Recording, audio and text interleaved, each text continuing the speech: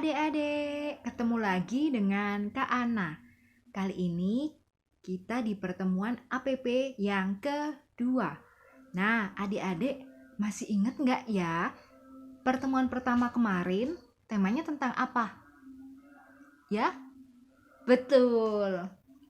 Tentang Ekaristi adalah sumber dan puncak hidupku. Nah, adik-adik sudah tahu kan kalau Ekaristi itu adalah sumber dan puncak hidup iman Kristiani kita. Nah, sekarang untuk pertemuan APP yang kedua, judulnya adalah Bersatu dengan Yesus dalam Sabdanya.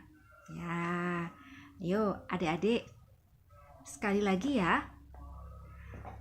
Bersatu dengan Yesus dalam Sabdanya. Nah, sebelum kita memulai pertemuan hari ini, kita nyanyi dulu ya. Kita nyanyi lagu Baca Kitab Suci. Pasti semua sudah hafal kan ya? Ya, yuk kita nyanyi bersama-sama ya.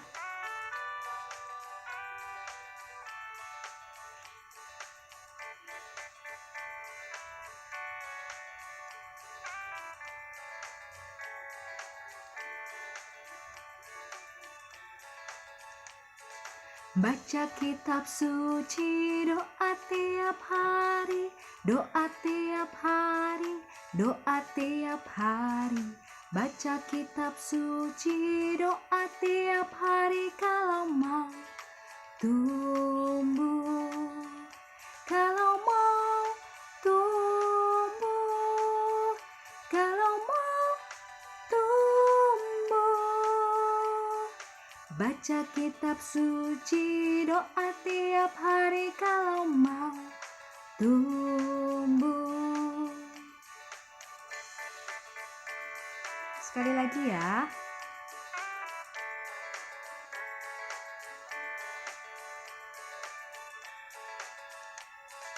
Baca kitab suci, doa tiap hari, doa tiap hari, doa tiap hari. Baca kitab suci, doa tiap hari kalau mau tumbuh. Kalau mau tumbuh, kalau mau tumbuh. Baca kitab suci, doa tiap hari kalau mau tumbuh. Nah, adik-adik, tadi kita sudah bernyanyi ya. Sekarang kita buka pertemuan hari ini dengan berdoa. Ya, mari kita sikap hening dulu ya adik-adik. Dalam nama Bapa dan Putra dan Roh Kudus. Amin. Ya Allah Bapa yang Maha Baik, terima kasih atas segala berkat penyertaan-Mu, sehingga kami dapat berkumpul pada pertemuan APP yang kedua hari ini. Utuslah Roh Kudus-Mu ke dalam hati kami, agar kami dapat mendengarkan sabda-Mu dan melaksanakannya dalam hidup kami sehari-hari. Bimbinglah kami pada pertemuan APP kedua hari ini, dari awal sampai akhirnya nanti. Amin. Kemuliaan kepada Bapa dan Putra dan Roh Kudus, seperti pada permulaan, sekarang, selalu, dan sepanjang segala abad. Amin. Dalam nama Bapa dan Putra dan Roh Kudus. Amin. Nah, adik-adik, sekarang siapkan kitab sucinya. Kita baca kitab suci akan dipimpin oleh Kak Jenny. Silakan Kak Jenny. Halo adik-adik, kita lanjutkan dengan firman Tuhan ya. Jadi tema pertemuan hari ini adalah bersatu dengan Yesus dalam sabdanya. Nah, jadi sebelumnya kita mulai dulu dengan membaca firman Tuhan. Ayo dibuka Alkitabnya, diambil lalu dibuka di kitab Lukas bab 10 ayat 38 sampai 42. Ya. Kita baca bersama-sama ya. Ayat 38. Ketika Yesus dan murid-muridnya dalam perjalanan, tibalah ia di sebuah kampung. Seorang perempuan yang bernama Marta menerima dia di rumahnya. Ayat 39, Perempuan itu mempunyai seorang saudara yang bernama Maria. Maria ini duduk dekat kaki Tuhan dan terus mendengarkan perkataannya. Ayat 40, sedang Marta sibuk sekali melayani. Ia mendekati Yesus dan berkata, Tuhan, tidakkah engkau peduli bahwa saudaraku membiarkan aku melayani seorang diri? Suruhlah dia membantu aku. Tetapi Tuhan menjawabnya, Marta, Marta, engkau khawatir dan menyusahkan diri dengan banyak perkara, tetapi hanya satu saja yang perlu. Maria telah memilih bagian yang terbaik, yang tidak akan diambil daripadanya. Demikianlah Injil Tuhan, terpujilah Kristus.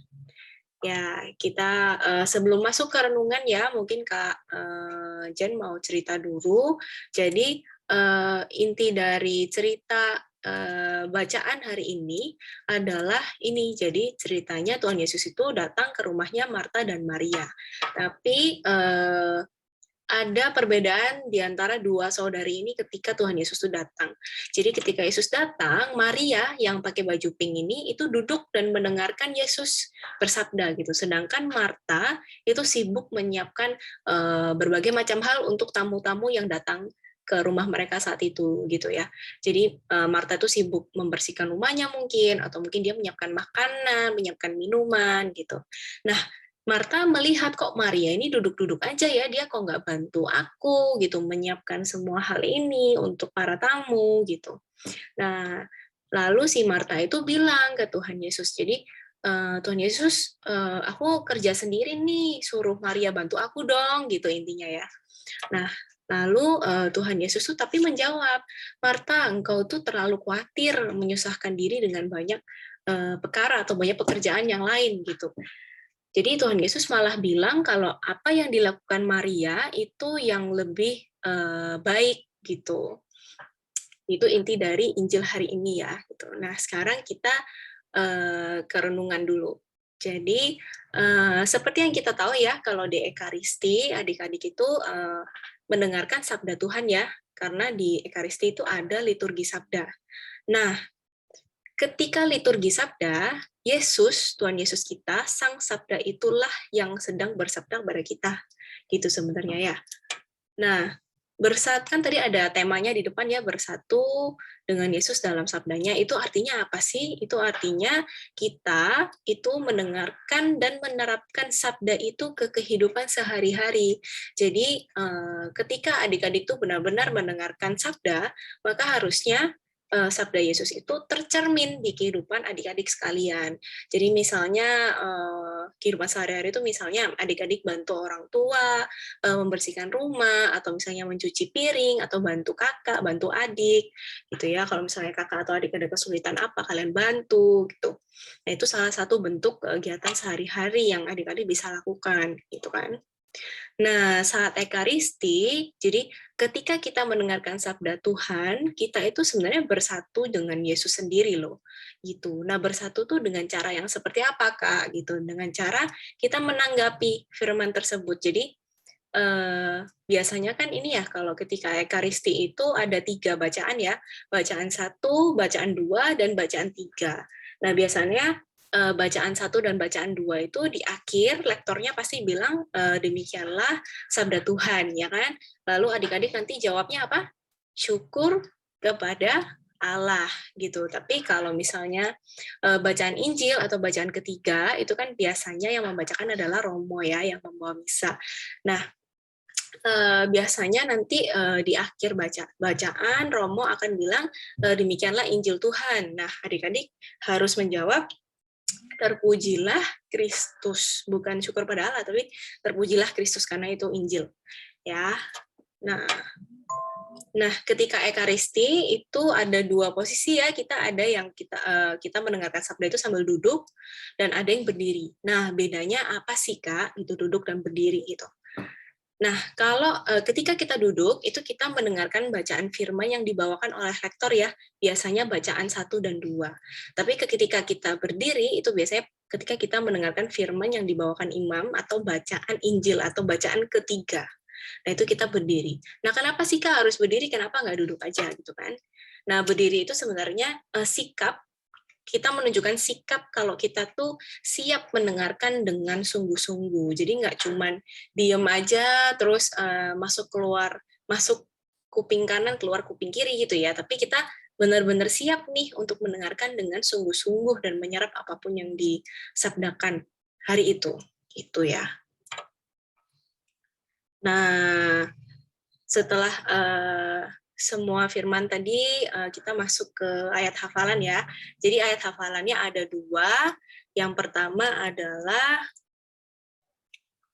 untuk kelas kecil dulu. Jadi di 1 Samuel 3 ayat 9b. Dibaca sama-sama ya. Bicaralah Tuhan sebab hambamu ini mendengar. Gitu ya. Yuk kita ulangi lagi. 1 Samuel 3 ayat 9b. Bicaralah Tuhan sebab hambamu ini mendengar. Dicoba dihafalin ya, adik-adik yang kelas kecil. Sekali lagi deh, kita baca bareng nanti yang udah bisa hafal, coba tutup matanya sambil dihafalin ya. Kita mulai 1, 2, 3. 1 Samuel 3 ayat 9b.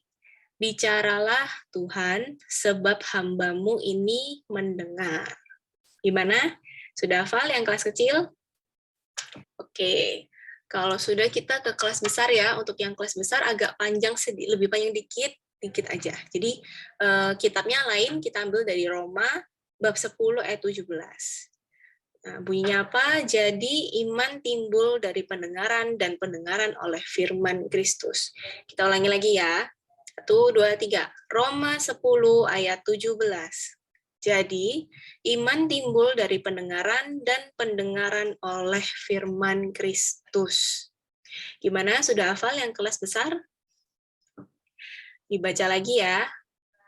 Coba dibaca-baca lagi, dihafalin. Nah, untuk yang sudah bisa hafal, coba ditutup matanya. Terus kita ulangi bareng-bareng ya. 1, 2, 3. Roma 10 ayat 17. Jadi, iman timbul dari pendengaran dan pendengaran oleh firman Kristus. Itu. Nah, sekian firman hari ini.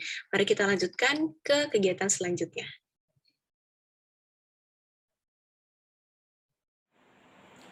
Nah, adik-adik, setelah kita mendengarkan apa pesan Yesus kepada kita di Minggu Prapaskah yang kedua, sekarang suster mau mengajak adik-adik untuk bermain.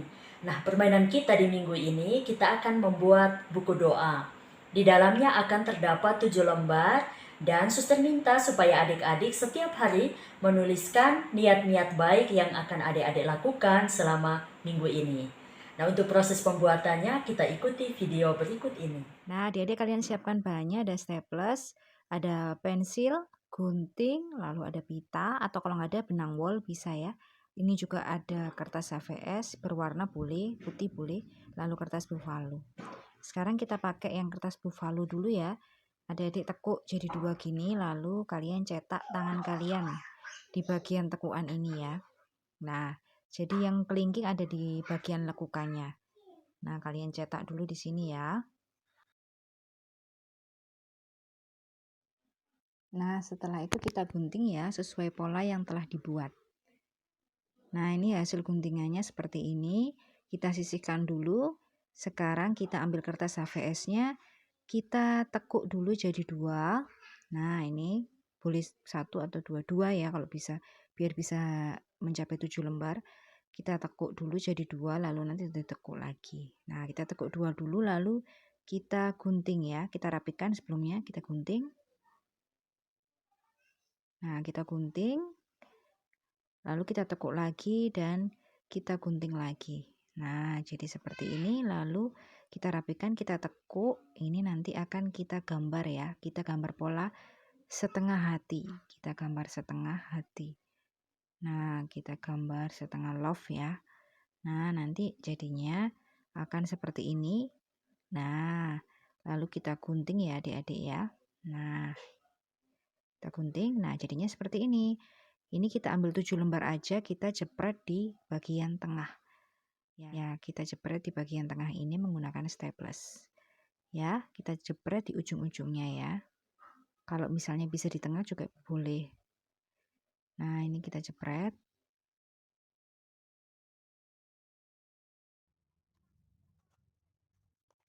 Nah, kalian bisa hias dengan tali atau benang wol, juga bisa kalian gambar. Jadi nanti kalian hias yang cantik ya. Nanti kalian jangan lupa tulis niat-niat baik kalian. Juga ayat yang kalian sukai dari Injil Tuhan hari itu. Jadi kalian tulis niat baik kalian, juga kalian tulis sabda Tuhan yang kalian dengarkan hari itu. Selamat mengerjakan adik-adik.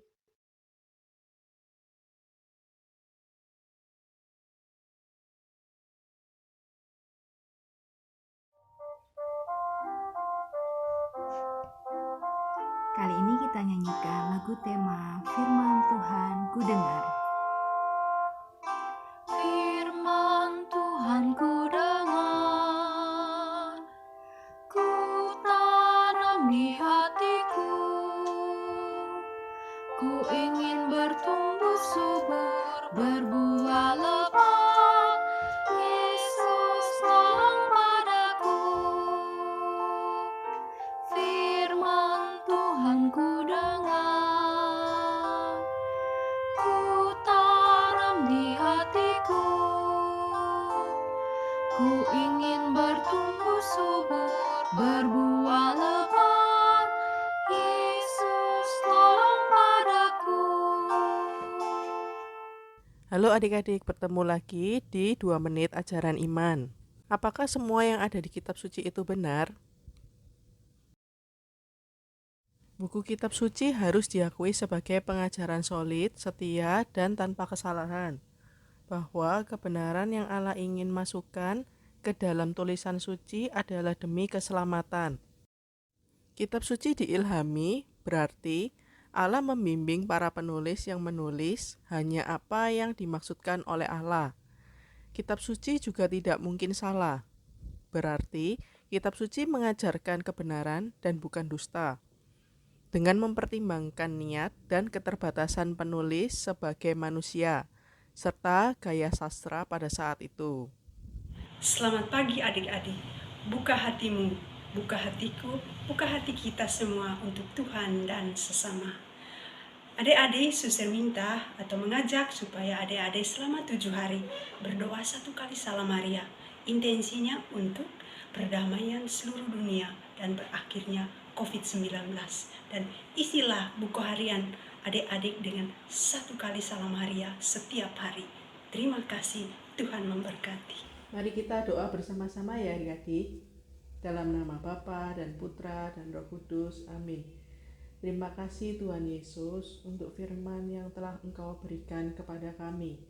Semoga kami bisa selalu mengikuti apa yang menjadi kehendak-Mu. Bimbing dan sertailah kami selalu pada setiap langkah kami. Amin. Dalam nama Bapa dan Putra dan Roh Kudus. Amin. Sampai jumpa lagi. Tuhan Yesus memberkati.